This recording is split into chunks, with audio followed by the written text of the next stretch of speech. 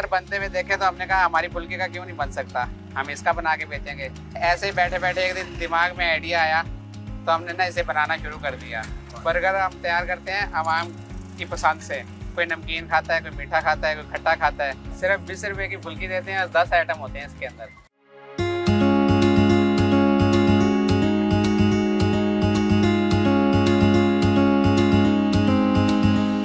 मेरा नाम मोहम्मद शकील है।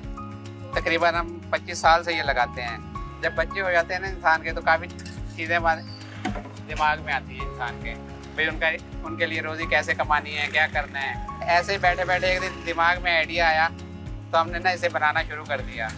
हम ऐसे बर्गर बना के बेचते हैं इसे। बच्चे बहुत ज़्यादा पसंद करते हैं इसे, खट्टे मीठे स्पाइसी मिर्चों वाले। शुक्र है अल्लाह का, बहुत काम चलता है। बेसन और मैदे से तैयार करते हैं। और ये जो चटनियाँ हमारे पास, ये सूखे खुरमानी की बनी हुई है। नमक मिर्च और खुरमानी खुशक जो होती है उसको पका लेते हैं, पहले पका के फिर बनाते हैं। और हमने जो मिसाला रखा हुआ है ना, वो काली मिर्च और नमक है, खट्टे मिसाले नहीं रखते। खट्टी चटनी है, मीठी चटनी है, हरी चटनी है, पुदीने वाली, सुरख मिर्चों वाली चटनी है, चने हैं, प्याज है, आलू है, मिसाला है, पापड़ी है। ये सारी चीज़ें में 10 आइटमें बनती हैं कुल टोटल। बीच में से काट के इसमें हरी चटनी लगाते हैं, खट्टी चटनी लगाते हैं, मीठी चटनी लगाते हैं। इसके अंदर चने डालते हैं, प्याज डालते हैं, दही डालते हैं, आलू डालते हैं। कोई और ऐसे नहीं भेजता पूरे मुल्तान में।